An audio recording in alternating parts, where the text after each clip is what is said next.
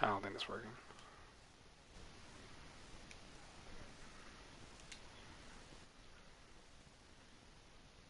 It's on now. We are live, yes. Ooh. All right, We ladies and gentlemen, are welcome back to live. another Call in the Ring stream where today we're going to be talking about the life, the legacy, and the impact of Eddie Guerrero on not just wrestling fans as a whole, but more specifically us, with regards Absolutely. to this being the anniversary of. Yeah, the 13th Ah, anniversary is tomorrow, November 13th. yeah, Um, the you know, anniversary of Eddie's death. a very untimely death, obviously. Just Mm-hmm. 38 years old when he died.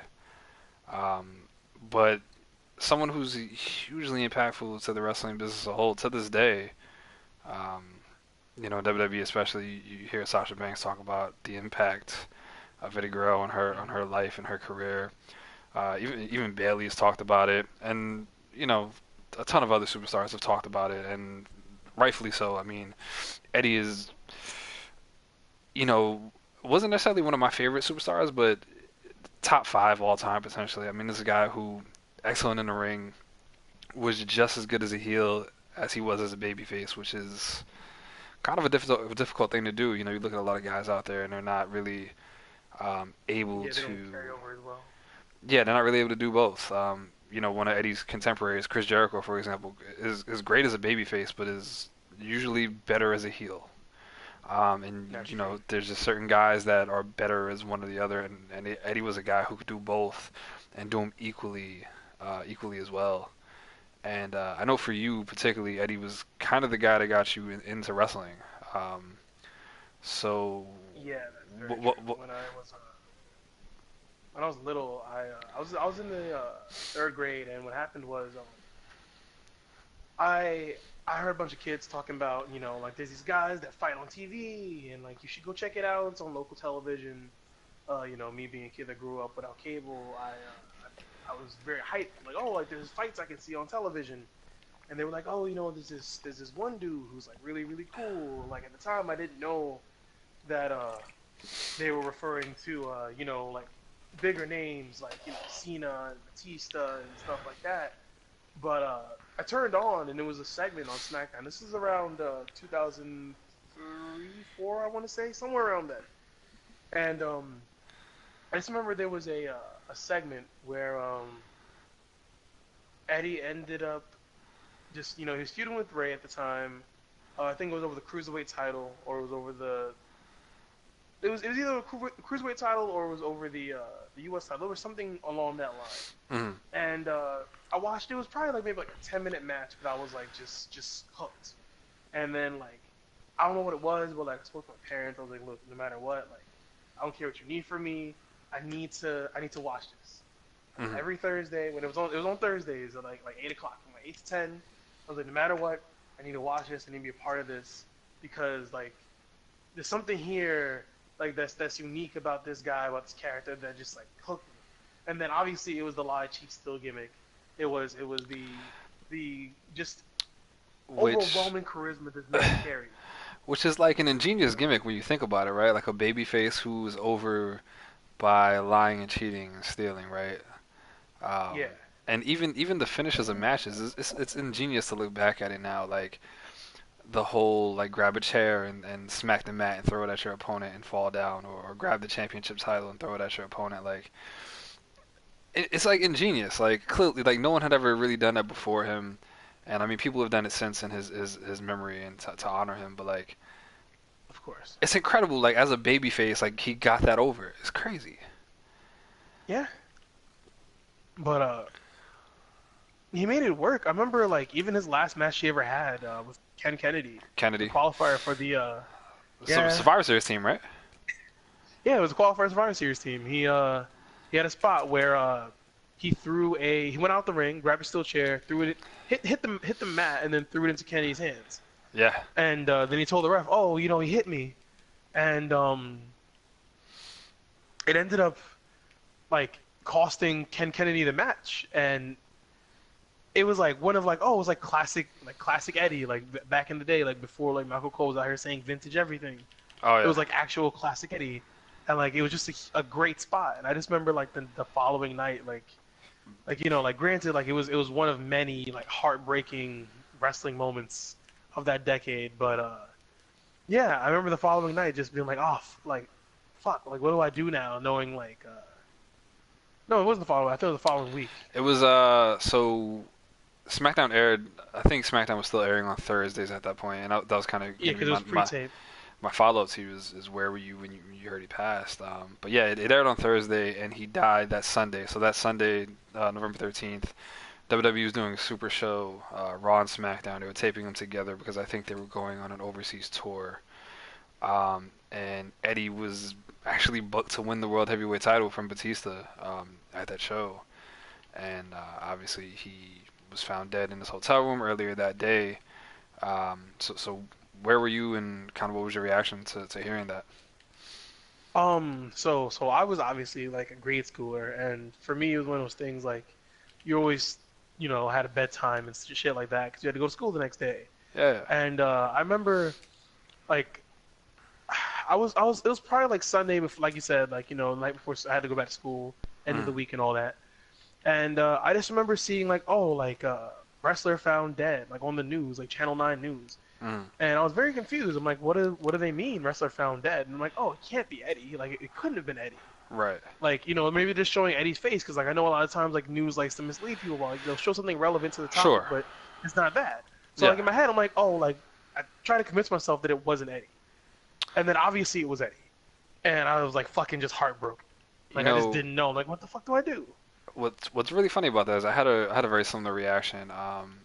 So this 2005, right? And like Mm-hmm. YouTube wasn't really a thing, and dirt sheets were a thing, but like I wasn't really aware of them as much. So for Mm-hmm. me, like I used to check the news on WWE.com. Like that's how I found stuff out. And Mm-hmm. I remember going on WWE.com that day, and it was like probably like noon. It was early that day.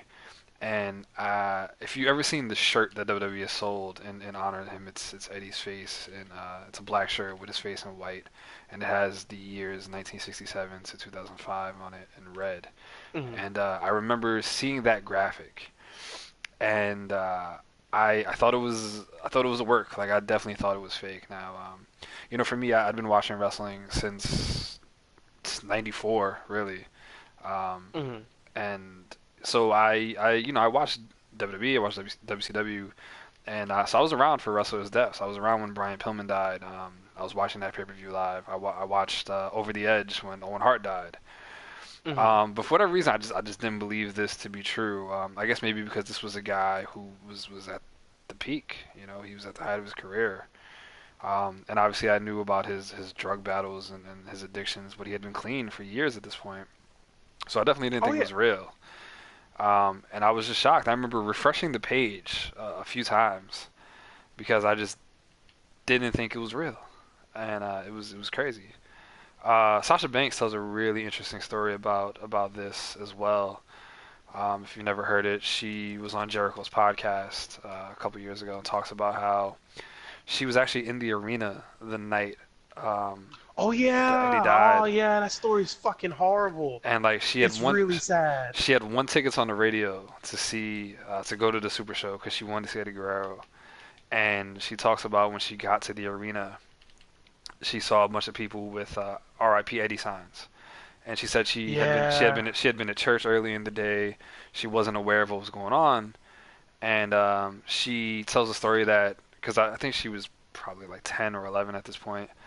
Um, Yeah. and she tells a story that she thought that the town, it was in Minnesota, I believe. She thought they hated Eddie, and she thought that he might be wrestling the Undertaker that night, which is Mm. why people had R.I.P. Eddie Which kind of signs. made sense at the time.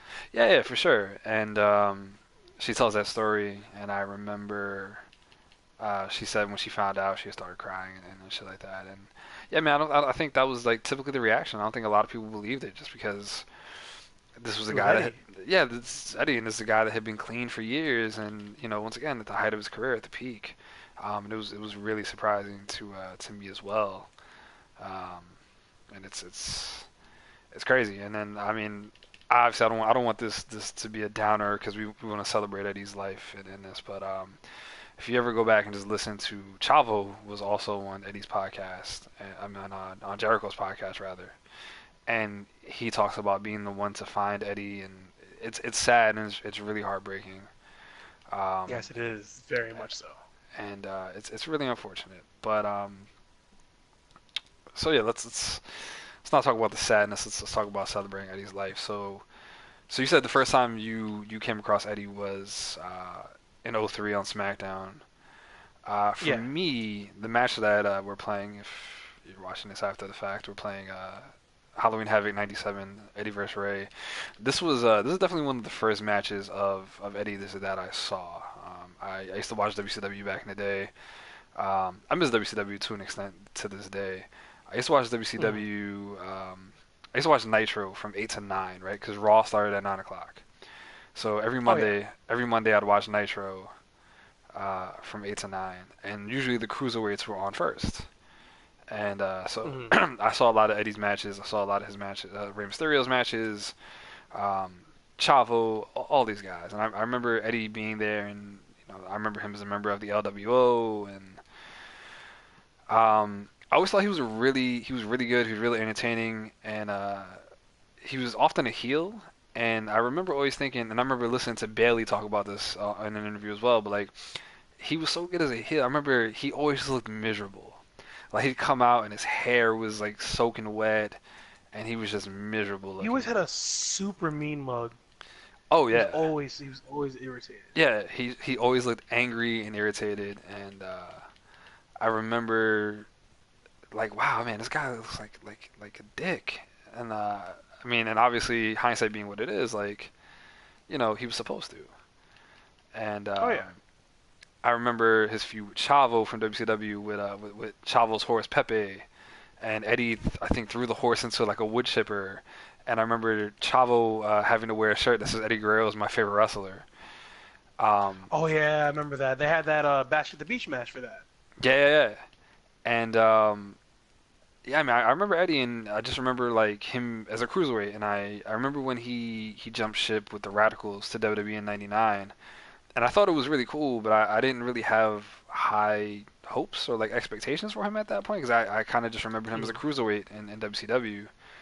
Um, he jumped ship obviously with the Radicals, Malenko, Perry Saturn, um, and yeah, and then I remember following his career um, in '99 and 2000 when he was paired with China, and she was his mamacita, and Oh, then the Super Latino Heat. yeah, super Latino here at that point, and obviously he was Intercontinental champion, European champion during this time, um, and then I remember was it 2002 he got released by Yeah, for WWE, issues with substance abuse. yeah, by They were like, WWE. oh, he. Hmm. And yeah, he had, I believe, this is when he had also gotten that car accident where he was like thrown from the car and shit like that. Yes. And yeah, and so he got released, and he came back in was it late 2002 or early 2003? I want to It say. was late 2002, I think. Yeah, and I remember he obviously while he was gone, he was working in Indies. He worked in Ring of Honor in a triple threat with Ray and Punk. Which, if you haven't seen it, it's a good match. You should go check it out. It's probably on YouTube at this point. And that's kind of where I lost track of Eddie because then he went to SmackDown, and I often didn't watch SmackDown for whatever reason during that time period. And I didn't really watch WWE during that time period from like late '02 to like '05 because Hmm. I watched here and there, but that was during the Reign of Terror with Triple H. Oh, okay. Yeah, that makes sense. So I kind of fell off, and so I didn't follow Eddie's career as much at that point. But you did. What was it about his run from '03 to '05 that really captivated you and drew you in? Like this is my guy. Honestly, it was just the character. It was just everything that he was about. Um, I remember at the time, like JBL was kind of on the rise. There was feuds he was having with Cena. They Obviously had that Benoit at the time. him and Cena had that parking lot brawl right for the U.S. title. Yeah, where he beat him with a frog splash off of onto the hood of a car. Yeah, Um, yeah, like they had like a lot of wild shit happen during that because back then like all you had was SmackDown 6. So right. the mentality was, like these are your guys. This is who you got. And they really made the most out of them. They had Eddie like in feud with Big Show. They had Eddie in feud. Like, oh yeah, because I remember Eddie Oh, the had the feud with fucking Big amazing Show. feud Let's and talk about that where real Big Show quick. stole his food. And Oh my God, it Big was the Show tainted just burritos. yes. Oh my fucking God, I remember that. And he's just like, oh, what's going on, SA? And he's like, what happened? He's like, oh, it's gonna be hard to use the toilet when you don't got any toilet paper. Yeah, And yeah, like Big Show's yeah. like shitting himself, and he's like, "Yo, Eddie, please!" And like Eddie kicks the fucking bathroom stall door in instead. You had to remember that. Like Yeah, he's yeah, yeah. just, oh my God. But yeah, nah, it was legitimately like, it was stuff like that. It was just stuff like that about his character that was like, he felt like one of the guys. Like he felt like you can associate with him because he was so down to earth, and like he carried that like most guys carry a chip on their shoulder. It never really seemed like he had a chip on his shoulder. Like Right. barring some stupid storylines, obviously like the Dominic storyline. Like a lot of the I'm stuff your that he was poppy. involved in. Yeah, a lot of even then, like they made a great catchphrase out of a stupid storyline. Yeah, I had that So shirt. like, I had that shirt. The shirt was hilarious. see, I actually want to you rebuy that know. shirt. I think WWE. I think WWE sells it on their shop right now, and I definitely want to rebuy that shirt at some point because it's fucking hilarious. Oh yeah, but like it was just stuff like that. Like obviously they had that SmackDown tournament where Stephanie McMahon had brought back the United States Championship, and Eddie had effectively gotten a bye, and he had cheated his way to the finals of the tournament, and then he ends up taking on. Oh, he had cheated in the semifinals to take out Rhino, and then so he gets to the finals, and he's like, oh, it's him versus Benoit, and the match is like coming down to the wire, and obviously it's like Eddie's like cheating style versus Benoit like his technical ground and pound. Like he's trying to set up Eddie for the crossface over and over again. Um, they have a couple of weird spots during the match, and Rhino ends up coming out, and everyone's like, "Oh, Rhino's coming out to help Benoit," and he instead he just spears the ever living shit out of Benoit. Mm. And Eddie like cowers, like he's in the corner, he sees the gore coming, so he cowers like, "Oh fuck, that's me! Like I'm about to get hit with this." And he gores Benoit instead, and Eddie just looks over and just starts laughing, and it's like oh fuck, Eddie won again. But at the same time, it's like oh, of course Eddie won again. Fucking cheats, but no one hated him for it. Like it was just like I don't know what Right. it was. It was just that I appeal. think it's just Like the level of charisma he had. I mean, he was such a charismatic individual, and just even when he made you mad, I guess, and did things that you wouldn't typically like, he pulled it off in such a way that you just had to cheer for him. oh, of Uh, course. I remember, with the benefit of hindsight being what it is, obviously. Um, I remember going back and watching his matches. I'm going back and watching the vignettes that he and Chavo did together as Los Guerreros when they were the tag champs, Oh yeah, and I they remember they're those. fucking hysterical. Of Like course. they're just robbing people, and I mean it yeah. If you haven't watched them, do yourself a favor, go back and watch them, because they're incredible. They're hilarious.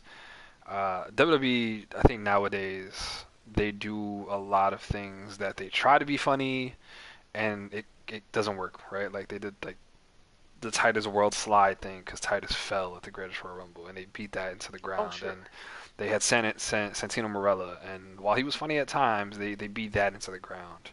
Um, Hell, even more recent, like with their bigger members, like in the Shield, it's like yeah, Braun's calling people Sparkle Crotch and like Roman calling people Tater Tot. Like these yeah, aren't funny right, jokes, right. But I think but this was if you different. want to see WWE in its prime with comedy, and it's obviously not them, it's him performing it, and Chavo as well. Credit to Chavo. But Of man, course. go back and watch those vignettes of them as Los Guerreros from like 2003, and they're fucking hysterical. Hell, even on a side note, like let's just acknowledge for like a split second how underrated Chavo was and underutilized he ended up being. Like Oh, for sure. I it, think you and I It have was a definitely far cry from discussed what they could this. have done. You and I definitely Yeah, discussed this, and for what it's worth, like, not to take anything away from Rey Mysterio, because Rey Mysterio was a phenomenal talent, once in a lifetime talent. of course. But Chavo should have been the But one to win the World Heavyweight yeah, Championship we post we definitely Eddie's discussed this, and yeah, I think passing. Chavo should have gotten the Some push, if form of not if. recognition. Yeah, I mean, he Yeah. got like the ECW title, which didn't mean much when he got it. And then he was squashed when he lost it. Yeah, he lost in 24 seconds to Kane. Um, Yeah, but yeah, Chavo's great. Shout out to Chavo. Chavo's amazing. definitely. Um, yeah, hell, even I remember like when Chavo Classic was there, and like Eddie was feuding with Chavo over like the Cruiserweight Championship on SmackDown in that same time period. Yeah, Like there was a lot that like genuinely made SmackDown worth watching back then. Like not to say that it's not worth watching now, but obviously there's a disparity. Um, oh for sure. and Um, like across the board, like you do notice like with the level of thought put in then, you saw these storylines like Eddie dealing with Chavo, and then like it's like I think it was like Eddie and Chavo and like Chavo Classic in a match. It was like a multi-man cruiserweight championship match, and like Chavo Classic steals the pin off of Chavo, and like Chavo and Chavo Classic have a feud, and like Eddie's egging them on, yeah, like this was shit that they used to do all the time because like they took advantage of the immense charisma they had. So when yeah, you saw it happen, the crowd wasn't like, "Oh, okay, I gotta buy in now." It's like, "Yo, I'm sold from the jump. I already know this is gonna be good because these guys are that good." Like it genuinely makes me like like almost mourn for those days, like knowing like what we miss and like a guy like Eddie. Like for I sure. think a lot of what comes with like the notoriety from that time, I guess, is like their consistency to like letting him be himself and how much it really made a difference to the little things about his character. Yeah, I mean, I think one of the biggest takeaways from Eddie, if you go back and you watch any of his stuff, especially from his second run, once he came back after being released, is that he always looked to be enjoying himself, even as a heel. Oh yeah, And obviously, we know backstage he put immense pressure on himself to be one of the best, if not the best, the company had. But that's something that you don't necessarily see in talent today sometimes, right? Because they're just kind of told what to do, and they're given a script and all that, and they don't look like they believe in it, and they don't look of like they're course. having fun. And one of the things you can always look at with Eddie is Eddie always looked like he was having a great time out there, and that carries over from the screen to you as a viewer, right? Like this guy looks like he believes in what he's saying. He looks like he's having fun, and you're gonna have fun watching him do it. Of And I course. think that's It's a part of really his appeal investment as in the well. character. Yeah, I think that was definitely part of his appeal as well. But you mentioned the storylines, so let's talk about what's probably his greatest storyline. So I wasn't watching at this time, right? Hmm. But obviously he in late '03 or early '04 entered into a feud with Brock Lesnar. Brock Lesnar was the WWE Hmm. champion at the time. It's Um, true. and this was building to their match at No Way Out. And one of the key things was it was a really real feud in the sense of like they took real things and put it into the feud, right? They brought up Hmm. Eddie's battle with addiction and his personal demons that he had throughout his life, and they kind of built up not only Brock as like this unstoppable force that Eddie was gonna have to try to get through, but Brock telling him, "You're not good enough. You'll never be able to beat Yeah. me because you've had these problems, these addictions, these demons, and that's what's gonna take you out before you even get into the ring with me." The only problem Um, I'll ever have that I felt was poor taste was they have a moment where like constantly throughout the match actually he keeps telling Eddie to just die. Like, oh, give up like you always do, and I'm like, yeah, don't well, don't it is don't do Brock. that. It is Brock. I know. But I mean, for what it's worth, and I don't want to necessarily we talk we talk ill of Brock these days, and rightfully so, I think, right? Because He's Oh, lazy definitely. and he doesn't. He's not And motivated. I don't know if this was him and he was just motivated because he was working with Eddie, and I don't know if Eddie had an influence on him or whatnot. Oh yeah, But but that was some of his best character work. that was some of Brock's best character work, right? Like when Brock comes out to the ring wearing a sombrero with a mariachi band and he's dancing, as much of a scumbag thing it is as a heel, that was some of Brock's best work in this feud. Some of his best character work was in this feud. Oh Um, yeah. so going into he was this feud, right? Going into his match with Brock at No Way Out '04.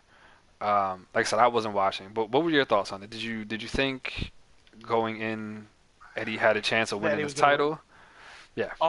No, I'm not gonna lie to you. I didn't.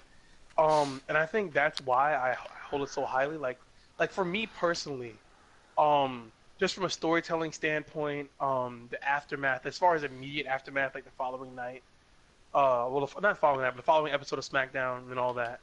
Um, for me, it's one of my favorite matches of all time. Like it's easily top three for me.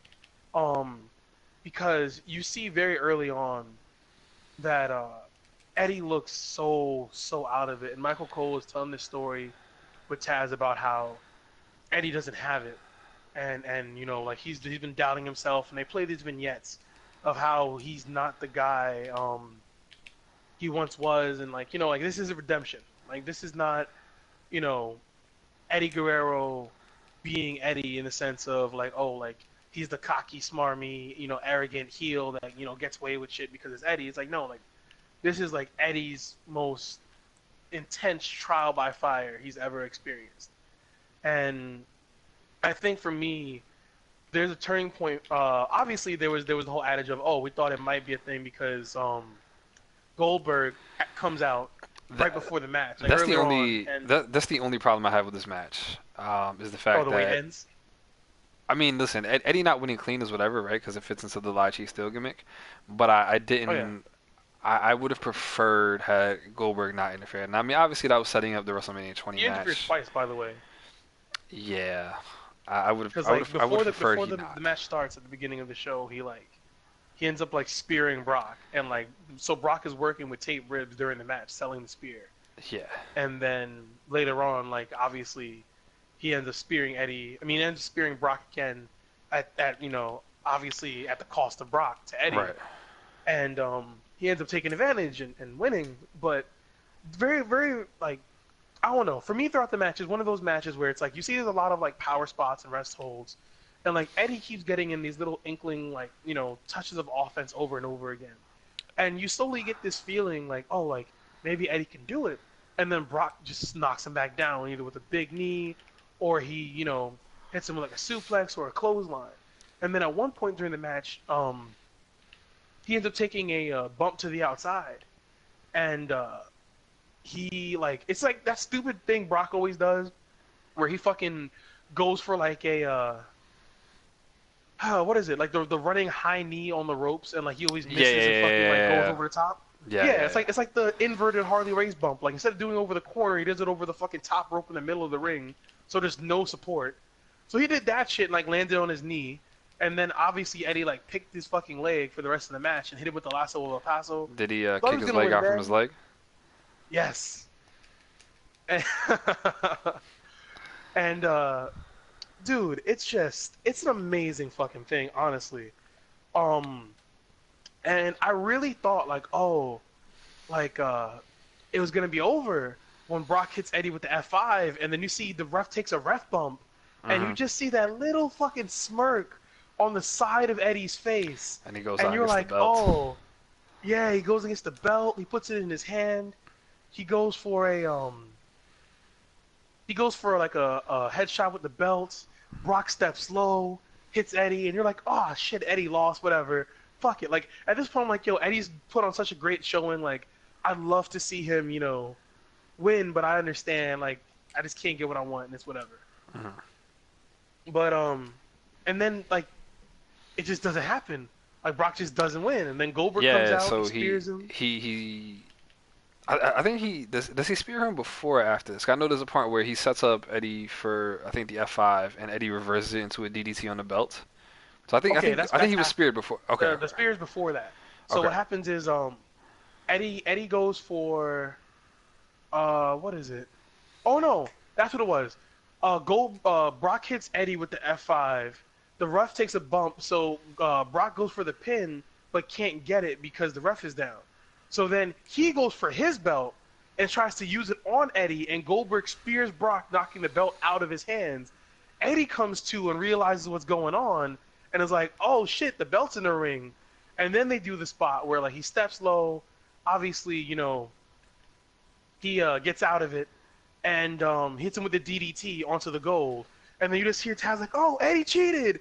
And then it's like he hits him with the That frog that's splash. that's one of my favorite calls from the match. Oh When my when he just fucking yells out god, Eddie son! cheated.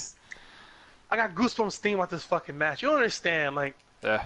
it's been very hard for me to find matches with storytelling like that I, match. I I'll be And honest like with you. I The understand. the only Hmm? match that comes to mind for me, in terms of like being a feel good moment on that level, is Daniel Bryan winning the title at WrestleMania 30. That's the only thing that comes Oh close. sure, that's another good one. That's That's the another good only one. one that comes close to me. Like there's very few other matches I can think of that are as good of a feel good moment as Eddie winning the title from Brock. Hell, like oh my god, son! Like even after that, like when he wins the belt, like the following Thursday on SmackDown, Well, even he even comes down to the ring, yeah, yeah. and Uh, it's just the fucking crowd even welcoming him home. even Like, even after the match, when he gets the oh yeah, belt they and go and he insane. he goes and like hugs his mom and she's like crying and his brother is there. One of his brothers is there. Um, Yeah, Hector is there. and one of my favorite things after this match was I'm sure most people have seen this photo, but it's a photo of Eddie with Vince backstage, and Vince has a big smile on his face, and Eddie is just like hugging the championship. Um, Yeah. because I mean, like you said, I mean, I didn't ever think Eddie would be WWE champion, right? So like I said, I really wasn't watching during this time, and I definitely wasn't watching SmackDown at this point. And I Hmm. remember I had a friend who had an illegal cable box, right? We all had Okay. we all had that Of friend. course, We all had that of friend. course, of course. So he'd watch all the pay-per-views, right? And like I was too young, I didn't have income, so I for me when it came to pay-per-views, it was like I would try to like get my parents to buy me like the big ones, right? So like WrestleMania, sometimes the Royal Rumble, Survivor but Series stuff like that. yeah, Yeah. but definitely not No Way Out. And I Of remember course. having a friend, my friend called me after the show ended, and he tells me Eddie Guerrero is WWE champion, and yeah, remember, like I said, I hadn't been watching, and the last time I remember seeing Eddie Guerrero on WWE TV, he was like a mid carder, right? He's like winning the IC title and shit like that. Oh yeah. It's like He's feuding not, with like RVD, feuding with like Rhino and shit. yeah, he's not WWE champion. And I remember my friend calling me and telling me Eddie Guerrero's WWE champion, and I thought he was lying. Like I legitimately thought he was lying. Like I'm like, there's no fucking way, right? There's no way Eddie Guerrero is WWE champion. It's just, there's no way. And then I had to watch SmackDown that Tuesday. Um, and like you said, man, like yeah, like when he comes out and he's wearing the WrestleMania 20 shirt and he comes out through the crowd and the confetti's coming down, um, it's it's just a great moment. The pop he gets from the crowd is incredible, Oh yeah. and it's unfortunate. It's a happy moment, but it's also a sad moment because it's sad to think that like he didn't get He's to going through have, it so bad. yeah, and he didn't get to have another moment like that. I mean, It's true. obviously, after this match, Brock was leaving the company, right? Brock's last match was at WrestleMania 20 against Goldberg until Mm. 2012 when he came back. Um, Yeah.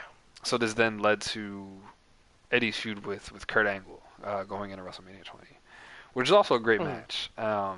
And I'm a big fan of the finish of that match because I thought it was once again creative finishes. As much as I love a nice clean finish, when there's not a clean finish but the finish is creative, that's Oh, also like great. it's innovative. It's not just a dusty finish for dusty finish's sake. Yeah, exactly. Sure. So once again, so what was the gist of the feud with Kurt? Was it because from what I remember, it was very similar to the feud with Brock. It was the thing about Eddie Guerrero being a former drug addict, and he's not good Oh enough yeah, to take it on the was just Olympic gold medalist. he And he thought that he was a degenerate and that he could prove that Eddie couldn't hang with someone like him, and that like he would do it by out wrestling Eddie because like obviously Eddie's not at his level, and then they have the match, and like not only does like not only is it a high paced, high octane match, like they both go for like their finishers like in the first like 5 minutes. Like it's like a 15-minute match maybe, and they both go for the finishers maybe like 3 to 5 minutes in. Like Eddie gets Kurt down and just goes for a frog splash. Like there's no fucking setup for it. It's just a super fucking crazy match, and most of it is just Kurt like towing the same line. Like oh like you're not good enough. Like I deserve to have your spot because I'm the one who deserves to be champion. And Eddie ends up hitting him with, as you were saying, like that spot. He catches him with the roll up in the ropes, and like so it's after he keeps going for the foot. so yeah, so Kurt sets up for the ankle lock. So at one point, Yeah, so he's trying to pick Eddie's foot. Kurt gets him in the ankle lock, and he's wearing down Eddie's ankle, and Eddie gets out of the ankle lock. I believe he gets to the ropes, and Yeah, he goes over and he loosens his boot, right? And he's like telling the ref that he's hurt, and Kurt gets this look in his eyes, and he's like, he's hurt. I'm gonna seize on it. So he gets Eddie back in the ankle lock, and Eddie rolls through, and the boot comes off Eddie's foot, and I believe he gets him like a small package for the three. yeah, and he just Um, happens to tangle his feet up in the ropes at the same time. and I remember just like after after Eddie wins the match, like Kurt is just there with the boot in his hand, and he's in shock, and Oh, he's just he dumbfounded. throws the boot at Eddie, which is Yeah, fucking hilarious. Um, and it's a good match. It's a really good match. Once again, like if you haven't seen any of these matches, I highly suggest like get on the WWE Network and check them out, right? Because like they're all just great matches. But this here kind of kind of was the beginning of the end in a lot of ways. that's true. I listened to Kurt Angle. I think Kurt was on. I want to say it was on Jericho's podcast again because I know Jericho has done a lot of podcasts that pertain to Eddie. Obviously, they were close friends going back to their days in Mexico. And then obviously in WCW, they were in ECW. And Kurt talks about um, Eddie not feeling well a lot. And I Yeah, remember Kurt specifically talks about a night where Eddie was like grabbing onto the ropes, and Kurt was trying to do a spot with him, and he just kept yelling at Kurt, "Don't touch me, don't touch me." And Kurt is like, "Yo, we're in a match here. Like, I have to do something, right? I can't just not yeah, I touch you." remember that. And this actually led to a fist fight between them backstage because of that. And Kurt talks about the fact that he knew Eddie was hurting. He knew that Eddie wasn't feeling well, and there was a lot going on there. So Eddie held the belt for a few months and ended up dropping it to JBL. Um, and the interesting thing about it is like nowadays we hear about guys not getting the run they deserve, and the belt was taken off them too soon, or the belt was on them too long. This was interesting because Eddie actually requested Didn't the want it. belt be taken off him, Yeah, and it's because the the ratings were down, mounting pressure. and the Yeah, house show attendance was down, and even though it was really because it was post Attitude Era and the business as a whole it was going was down a was little bit. it was taking a Yeah, dip because the Attitude Era was over, ECW was gone, WCW was gone. There was no competition, right? So like Ring of Honor was a thing and it was just starting out. TNA was a thing and it was just starting out. So WWE was the only company in business, the only major company in business, and so it wasn't his that's fault. true. But you listen to people talk, and they all talk about Eddie took things very personally, and he felt like it was his fault, and him being WWE champion was the reason that these things were down. So he asked the So belt. here's Yeah. my thing. Hmm. Speaking on that, I know like we like agreed not really to talk that much about Benoit, Sure. but I feel like a lot of that does kind of fall in the same line with Benoit's behavior. If you look back on like how Benoit kind of carried himself, even though like post his world championship win, like how like you hear like you said like Jericho like talking It's about very similar, yeah. like It's very yeah, similar. like he'd fuck up spots and like he'd go find him like in the back, like somewhere, like in a boiler room, like doing Doing squats till he squats. like passed out and like till he puked and shit. Because he was like the pressure was so enormous. He'd be like, oh, I forgot a spot. Like, like something's wrong with me for forgetting this. It's not oh like Yeah. we make mistakes. I grow, I learn. Like he was just Nah. really He would hard on punish. himself. He want to Like punish Eddie himself. was. Yeah. Yeah, and like unfortunately like Eddie like didn't punish himself with like strenuous physical activity. He punished himself by like abusing drugs and like they claim like oh like there could have been an issue with like like steroids because Eddie had been known at one time or another to have used Yeah. steroids and they do Yeah. claim that it does do damage to your heart for prolonged periods of time and like And I mean, if you take that into it consideration with the immense amount of pressure he's putting on himself, he was just the very stressed stress. out. Yeah. I Yeah. mean, and that obviously takes a Like you don't toll. want to And talk about someone like that, but it's like yeah. reality. It's very sad when you Yeah. think And about it like that. it's unfortunate that he and Benoit obviously were world champions at the same time. Benoit was the world heavyweight champion on Raw, and it's Hmm. kind of sad that their title runs ended in a very similar way. Like Orton beat Benoit, was that at SummerSlam that year? Yeah, SummerSlam '04, and JBL Um, beat Eddie at Great American Bash in the Texas Bull yeah, Rope match. yeah, which is a horrifying match to watch So, because there's so much blood. Because like Eddie bladed incorrectly and like hit an artery in his fucking face. because he broke the Muda scale. Yeah, it's really bad. It's a Oh hard match to man, watch. and it's Um, bad too because if you even listen to the chair shot he takes before he blades, it's like you didn't even need to blade. The fucking chair shot was enough. yeah, and It's obviously so bad. JBL is known to be a notoriously Super stiff stiff. worker. Yeah, just look at So the Blue Meanie. oh god, yeah, he busted that dude open the hard way. Hmm. Um, but yeah, nah. So this was kind of the end. I mean, from here on, he dropped the title. He and Rey Mysterio became a tag team. They became the tag champions. And that kind of built into their WrestleMania 21 match, where they were the tag champs going into the match, and Eddie wanted to prove that he was good enough to hang with The Ray. better of the two. Oh Yeah, yeah. and they had a really good match. They had a really good match at the 21. It doesn't, to me personally, it doesn't reach the heights of their Halloween Havoc match from shit Oh yeah. But 8 years it's earlier at also you that can point. tell it's But like a better like exhibition of their abilities in the ring. yeah, for You sure. can see like they're more tenured at that point. They know each other a lot better. They've like felt each other out at that point. It does feel like it's a better showcase. I do think that like you said, like the Halloween Havoc match is a better match overall. Oh yeah, Also but because it has like a shockwave. yeah, exactly. Um, but yeah, nah. So this was a good match here. By this point, I had kind of started watching again, and this would lead to uh, Dominic storyline. kind of weird booking for Eddie, right? Because then he turned heel. Hmm. They like, so I forget. How, did he turn heel, and is that how they lost the tag titles, or did they lose the tag titles Yeah, first and then he turned heel? I'm pretty sure he turned heel, and as a result, they lost the tag titles. Right. And then like I think he turned heel on Ray, and then they start the Dominic storyline off of That's that. kind of the way I And he comes remember it out as with the well.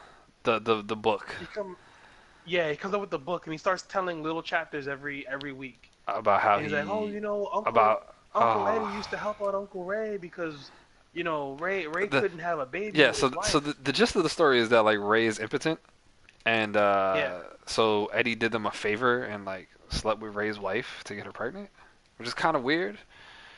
Not even kind of weird. It's a weird storyline. It's a really fucking weird but storyline. It was like, and it's also just bad taste like in general because like yeah, not just the whole relationship thing, but like wrestling relationships are notoriously known for like not ending well when like and they bring like cheating into a real infidelity. relationship. Yeah, it I just never means ends well. once again, obviously, Nancy right. I was gonna say we don't want to Sullivan. talk too much about Benoit, but obviously there's the whole thing with Kevin Yeah, Sullivan and Chris Benoit, and if you don't know about it, look it up. But obviously that was the thing that happened. yeah, that's all we need to say.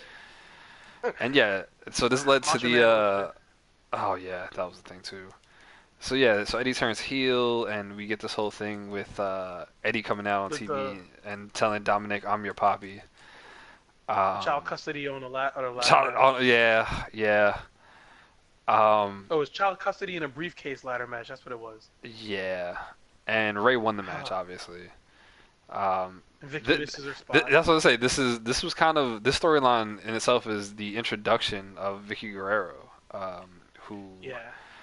through sad circumstances would get involved in the business, and for what it's worth, Hmm. man, like Eddie, like Vicky became a great fucking heel. Oh yeah. Like Vicky was a great heel authority figure. Like Um, even barring the later years of her career, like the whole excuse me thing, like if you think just on Vicky's time working as part of La Familia, oh she yeah, was really good. yeah. She was really And really good. she turned on Ray to be with Edge and shit like that. Yeah, of course.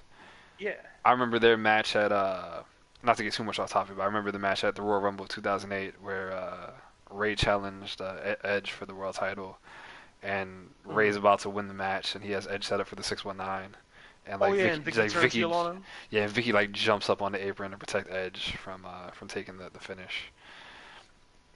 But yeah, and so this was weird booking, but Eddie lost the match, and it would lead to his final storyline really, where he and Batista become friends. And And they won the tag team Batista, championships. did they win the titles? I don't think they did. I feel like they won the titles. No, it was I think it was Oh no no Batista no! and Ray. That was Batista and Ray. Oh no!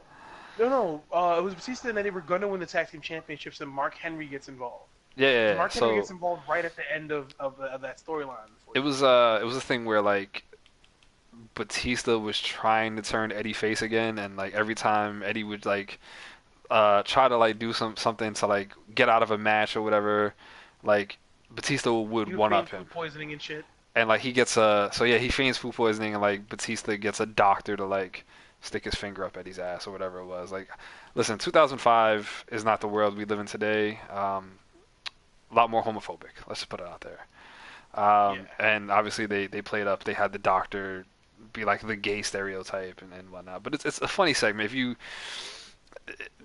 if you try Took to your not brain take it off too the seriously, yeah, if you try not to take it too yeah. seriously and not look at it as blatant homophobia, even though it is, and you try to remember it's 2005, um, he and Batista had a lot of funny segments together.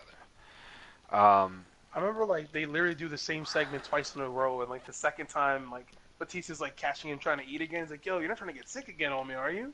Yeah, He's like, "What do you yeah, mean?" yeah, He's like, "Oh." He just like takes all Eddie's food. He just steals Eddie's food, and then he's like, "Oh, I know I was missing something." He just starts taking little by little off of Eddie's plate. yeah. Eddie just ends up getting super upset. He's like, "Oh, you robbed me." He's like, "Oh, at least I have these fucking tortillas." And then Batista's like, "Oh, that's the best part. I knew I was missing something." He just keeps robbing him. And then he forces Eddie to come out and have the match against Eminem because like the week before they were doing that segment where like Batista goes out there and has a 2-on-1 handicap match effectively, and like Eddie comes out right before the match is over and tags in just so he can get the pin. Yeah. And like that was him like trying to turn him face, like, oh, like Ray's not Ray, Eddie's being very, how do I put it, very cheeky with Batista at this time, and that was like Batista's way to get back at Eddie for lying to him, Oh to yeah. force him to have fights. And obviously they were feuding at this point. This led into their world heavyweight title match at No Mercy, Oh yeah, where Eddie's still a where face at this time, but he keeps teasing turning heel. yeah, and he gets a chair and he's gonna use the chair to attack Batista, and he decides not to because he and Batista have become friends at this point.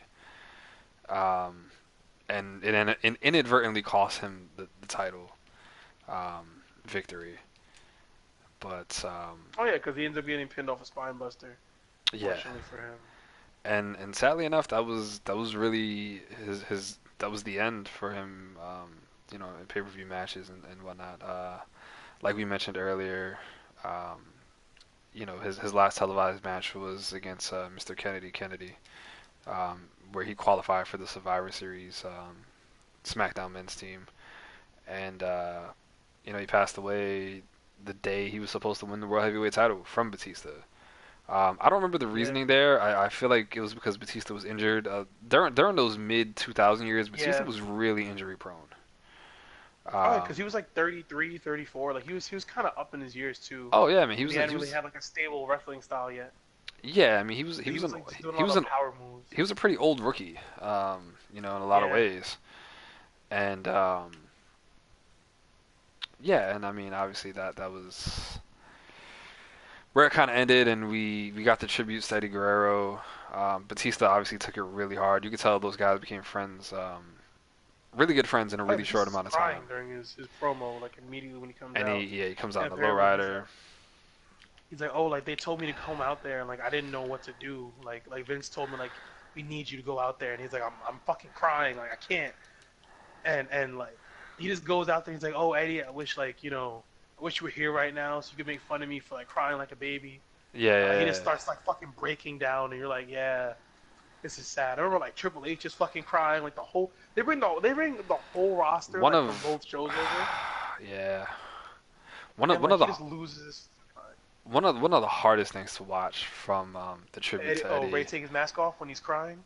There's that, but um, Big Show Benoit, too. Benoit, Oh yeah, that's true. Yeah, Benoit crying, man. Benoit's was Benoit was really just bad. like inconsolably weeping. Um, and obviously that kind of played into his situation, but whatever. But yeah, it was really, really And there was like unfortunate. also the point you see like Big Show was like Yeah, very like just tore up.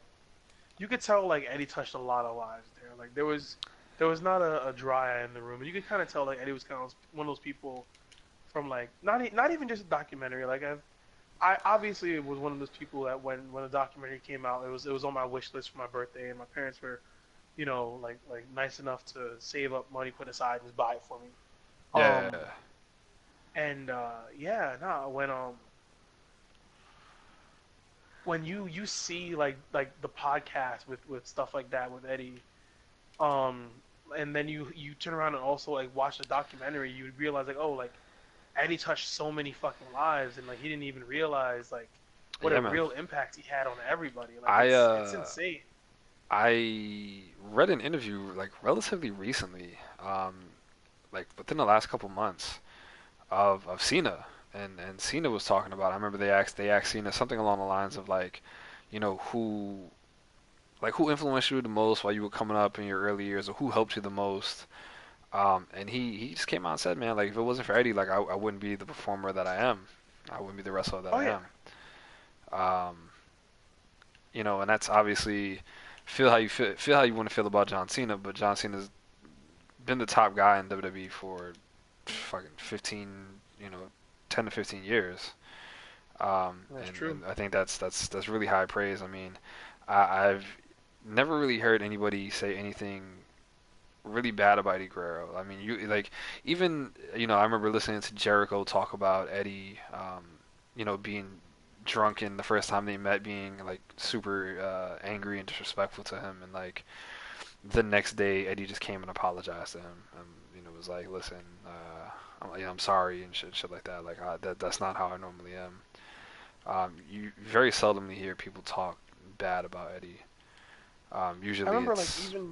Mhm. even when you hear I remember there was one story where Kurt was talking like Eddie was like going through problems at this time, and it's like they I think it's actually from the match you were talking about where like he keeps telling Kurt not to touch him, Yeah, and then they get backstage and like he tries to fight Kurt and he tries to do a double leg he takedown, tries to take Kurt down. and they're Yeah, like yeah, and he's like oh why would you do that, you know you can't take Kurt down, and he's like oh because I'm stupid, and he yeah, just yeah, fucking yeah, yells. yeah, yeah, yeah, yeah. Like even then it's like oh like he just didn't like I don't know, it's just he was always that guy. Like Eddie was never this was never fake. Yeah. Like Eddie was always Eddie. Like whether he was like pissed as hell or fucking happy as shit. Like they always found a way to make him like the Yeah. most. I don't know how to Obviously, say it. Like obviously well liked he backstage, yeah and just he was obviously a leader. yeah, obviously well respected. You and I were actually talking about this recently. I remember when CM Punk left WWE and was first going into the UFC. One of the things he talked Hmm. about was the respect he had for Eddie Guerrero. He was doing an interview, and he talked about how he was working on indie shows with Eddie Guerrero, and like Eddie Guerrero taught him like, yo, like pick up the locker room, like like you got to pay your dues in this, and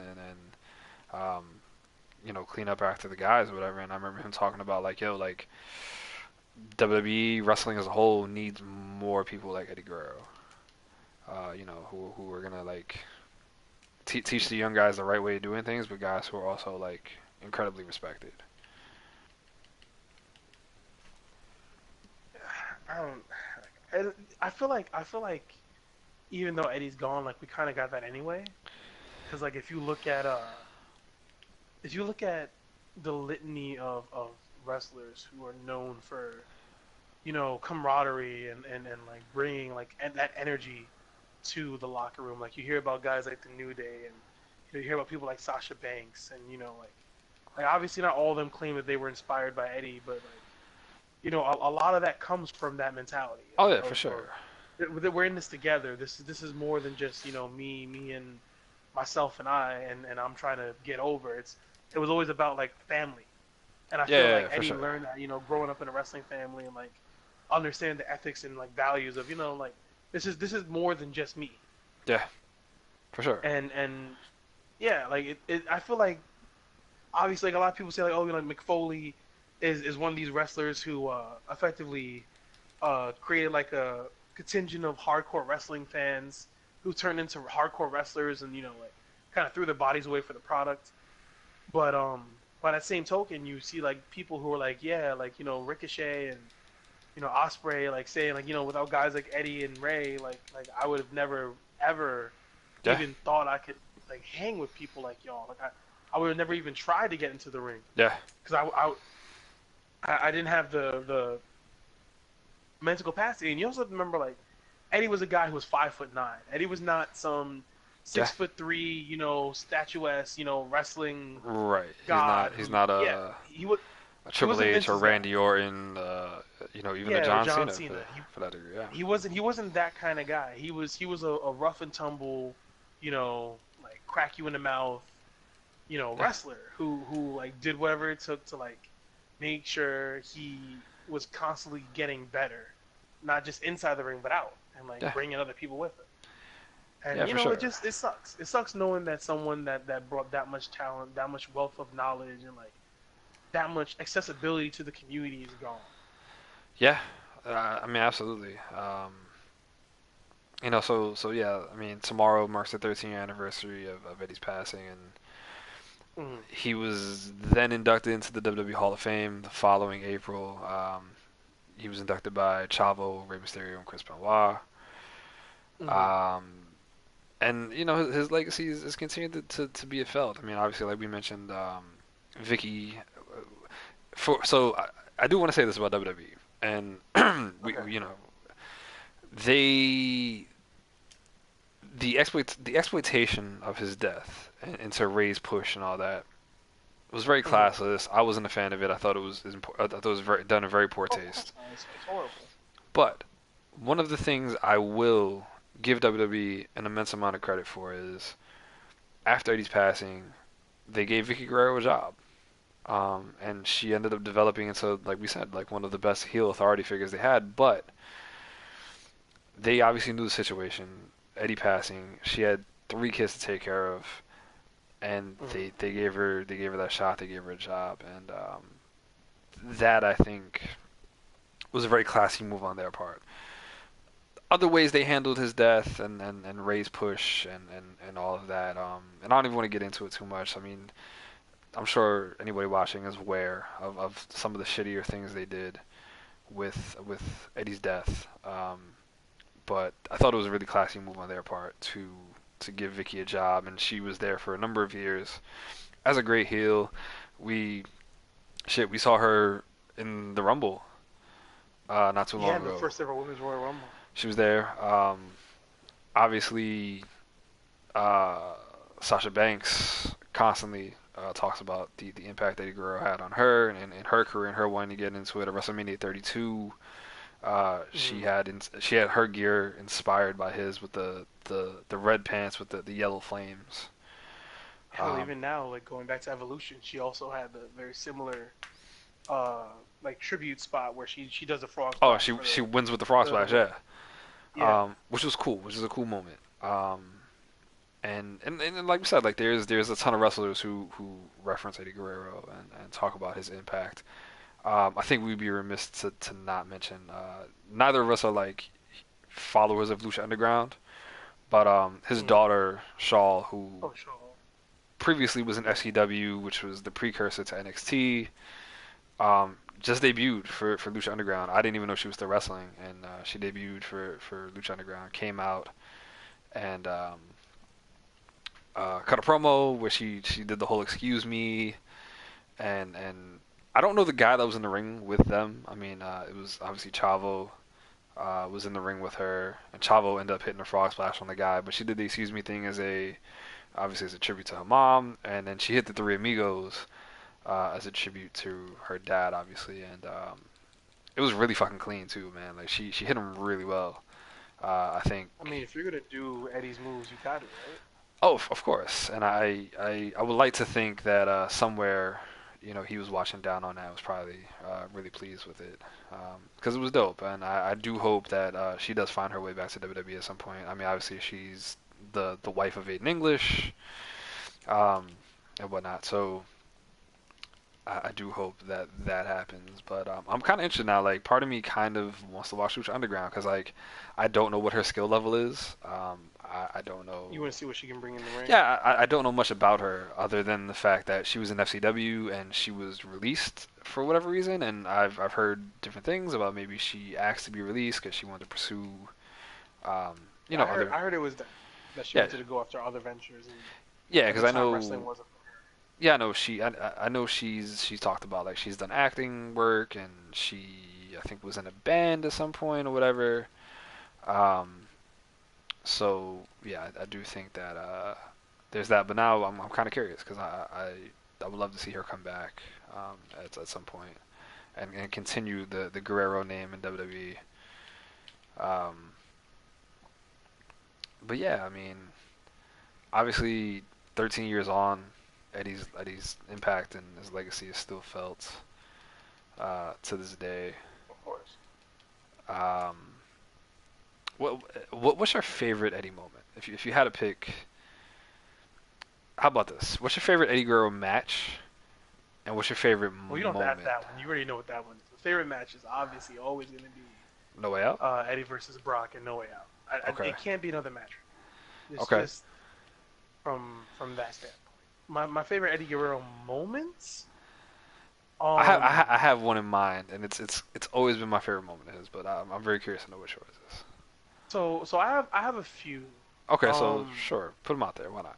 So one of my favorite moments, like just from like a funny standpoint, obviously is like a lot of the Los Guerreros vignettes. Hmm. Obviously like Big Show and Eddie's feud. Like I said before, I referenced it before the spot where Big Show steals Eddie's burrito and like gets the shits, and then like Eddie like fucks with him in the bathroom, and like he gets sick, and like he's just like fucking with him. What else is there? Trying to remember. Oh, when Eddie Guerrero fucking jacks JBL's lowrider. Not his real lowrider, his fucking The limo, limo, and he like yeah. takes he fucks up his limo. Like there's a lot of really good shit. Like I genuinely can't think of all of them. But oh my god, like I'm trying to think, but I'm at a loss because there's just a lot in my head when it comes to thinking about like a lot of the stuff that Eddie not only did but was able to do. Mm. That was really good. Like even like before the time I got to watch Eddie. Like obviously now with hindsight being what it is and the availability to the internet, like I've been able to understand why my reasoning for liking Eddie as it is has been, validated. Um, and like you said, like the stuff with China, like the Mamacita stuff, and like all Yeah, that, that like was really good as well. there's a lot, and Yeah, not definitely. I mean, what is the moment that you're thinking? So real quick, I mean, I think once again I referenced it, but my favorite match of his is definitely his match with Ray at Halloween Havoc. It's a great match. But my favorite moment of Eddie's, I forget which Royal Rumble it's from. It's either '04 or '05. And I want to say it's '04, right? Mm. And they're they don't really do it as much anymore, but they used to do the whole thing with like the fucking bingo like thing that you like the balls would Oh, be when he in, robs Ric Flair. Oh and he yeah, I forgot about fucking that. robs and he takes Ric Flair's number, right? So because I think Eddie pulled like number one or number two, like he pulled a really high number, and Rick I think had number 30 or some shit like that. So Rick had he steals like Rick's like number. the high 20s, and Eddie had like three. Yeah, so he steals Rick's number, and so Teddy Long goes to Eddie, and he's like, "Yo, Eddie, give Rick his number back." And he's like, "All right, I'm sorry." And then like he after he gives his number back, he gives him back his wallet as well, and Ric Flair just starts yelling, my wallet," and starts losing his fucking mind. I remember Um, that because like he does the fucking the fucking full body tap. Like he's like, oh, like hands, yeah, feet, knees. He's like, oh, Guerrero. He's like, Guerrero took my number, Guerrero. Oh, because he's talking shit. He's like, oh, read it and weep, ladies. yeah, yeah, And he's trying to like chat them yeah, up about his fucking number. It's like a trash ass number. yeah. Oh god, Oh so god, I that's remember that. definitely one of my favorite, probably my favorite moment from Eddie, because it's so fucking funny, and just Ric Flair's reaction is fucking hilarious. Um, it's yeah, it's just crazy. It's a great moment. Um, but How do yeah, you I forget mean, that? there's so many moments. There's just so many moments from Eddie. Um, That's and true. That's I true. think anybody who's a new fan, anybody who wasn't around to watch, if you're a younger fan, you're a new fan, you have the WWE Network. th- just go watch compilations of his, go watch his matches. Um, it's, I mean, he's definitely top 10 best ever. He's in the conversation. Yeah. He's Um, one of the best ever like technical wrestlers. He's one of the best high flyers. Like he's one of the biggest personalities, and like he wasn't just known for like his on-screen persona. He was known for being like a leader backstage. You know, and without yeah, his influence, what would lucha libre be? You know, what would the high flying wrestling art be as it is now? Like there's a lot that Eddie Guerrero deserves credit for, and obviously Eddie Guerrero's got a lot of shine for these things. So obviously I'm not remiss in saying these things. Even now we're acknowledging how much he's done for this business, yeah. and yeah, it's just And yeah, I mean, there's so much more we could even talk about that we didn't even touch upon. You know, like the LWO and just a bunch of the shit he did in WCW and in ECW and in Mexico, and that's true. there's just so much there. But yeah, I mean,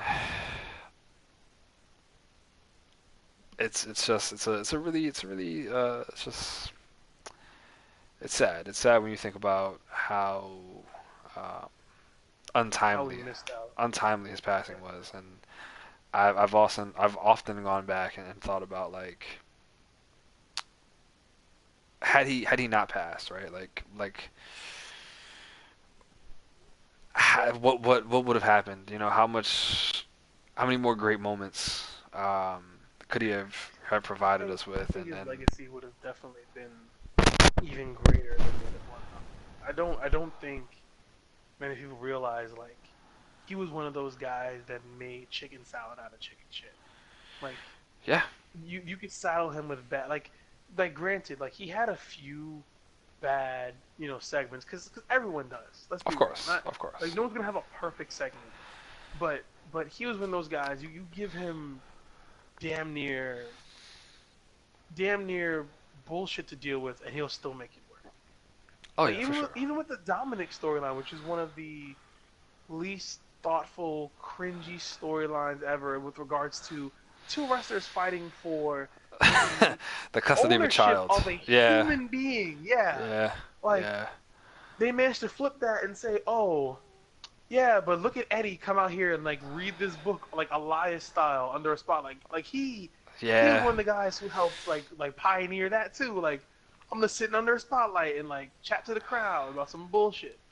Yeah, but I'm gonna do it in like the most entertaining way possible, cause like I wonder if uh I wonder if you ask Samoa Joe like his book of Joe that he has recently, yeah. like if he's like, If it oh, was like influenced by Eddie that, inspired him for that. Yeah. I do wonder. I do wonder if that's the case.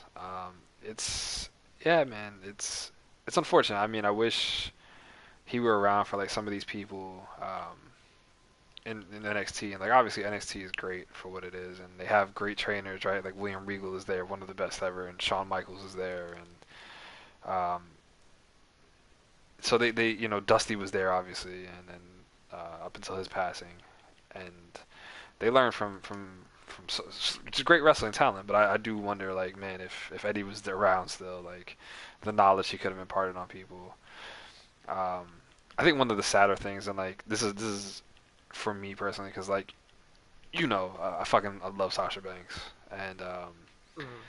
I remember it was earlier this year, leading into the Women's Rumble. Oh, she W sit down with with Vicky, Vicky. yeah, and they're both just crying, um, Yeah.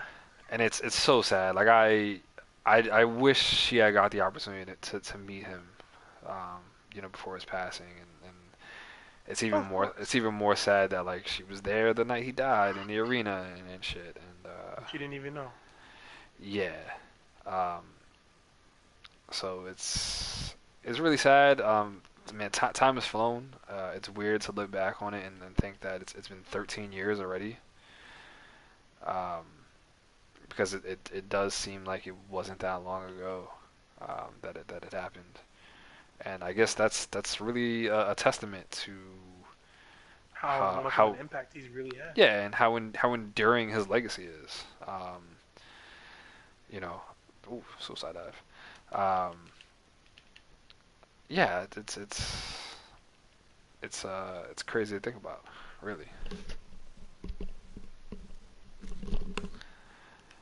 I mean, like I'm not gonna lie to you. Like for what it's worth, like and it's always so cliche when people say it, but like I think even now as like an adult, like the itch in my ass that I have for like wanting to get into wrestling beyond that of being a fan has been like definitely properly motivated by like what I've seen them do with guys like Eddie. And I get like Eddie obviously, grew up in a wrestling family, but like he still had to be broken in, like he had to learn and Oh, of there was a course. lot that went into like, like him building his brand and building his character. Like it wasn't He just oh Eddie just came in tailor made. oh, definitely not.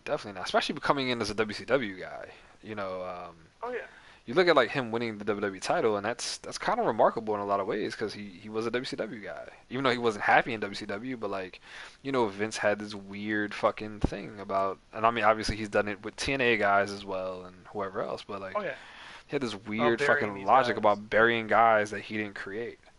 Um, and I think once again a testament to the greatness of Eddie Guerrero.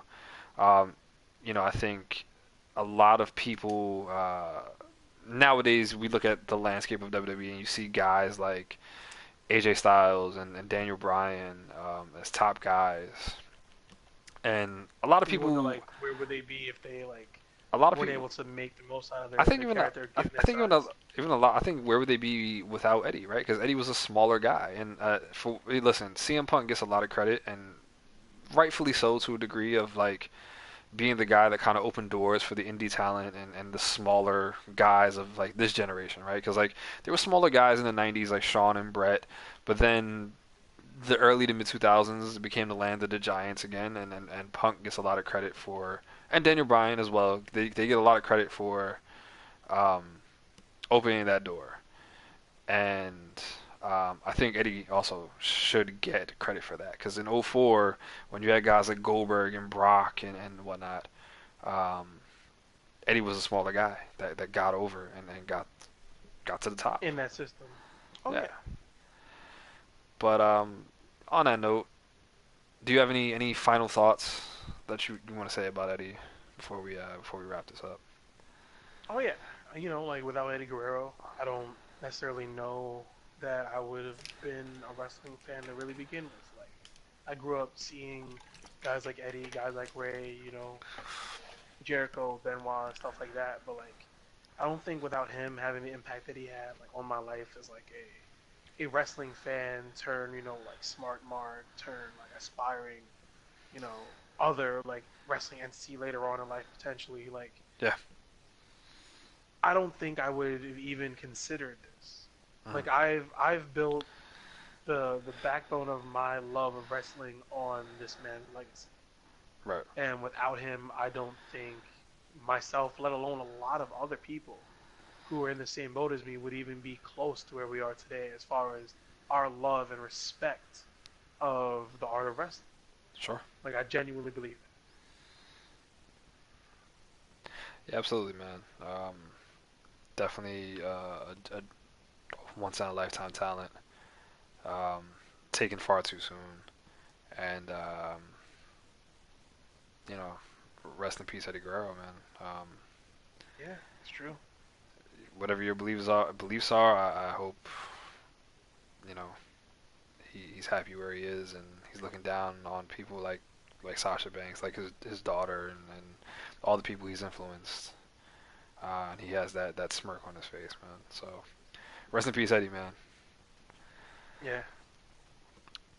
But on that note, man, that's gonna wrap up our discussion on Eddie Guerrero's life and legacy and our tribute to him. Um, we're definitely gonna be back soon with more content. We're working on some new stuff that we're gonna have for you guys shortly within the next few weeks, hopefully. Um, as We always, also have our predictions videos. Don't forget. We have yeah. predictions video going live for this week for NXT For Takeover War Games as well as Survivor Series. yeah, we do have those Um, as well. We do have those as Obviously, well. Takeover War Games is gonna be a smaller card, but it's gonna be a better show, hopefully, as it normally is. It's effectively eclipsed its big brother now. So, look forward to that. We have a lot of opinions on War Games because it's a very cut and dry show, but it's very interesting, very very interesting. Absolutely, absolutely. Um, yeah. But but as always, Mike, Penny Packer out here, you know, Ricky, Ricky Chris Dreaded over here. and Uh, thanks for coming, hanging out with us, checking out, all of our stuff that we got going on. Thank you for listening to us ramble about Eddie Guerrero for the better part of, an hour and change. But, like every now and again, we like to take a little time aside and just like reminisce, think about like, like people that we miss, like the world of wrestling, things that matter a lot to us and like, that brings us together as a community. So, with that being said, as we're closing out here, you know, look forward to us coming out with more predictions videos soon, and don't be afraid to call in the ring. later.